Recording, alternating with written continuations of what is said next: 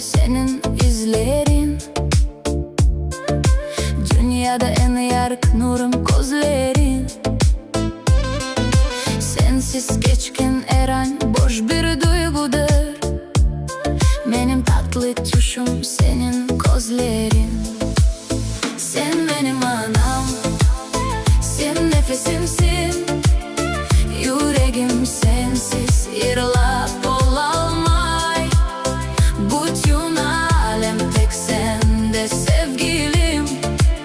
Sen yanımda olsan ben nefes alam.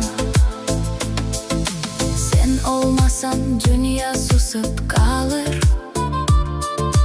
Hayatın renkleri solgunlar.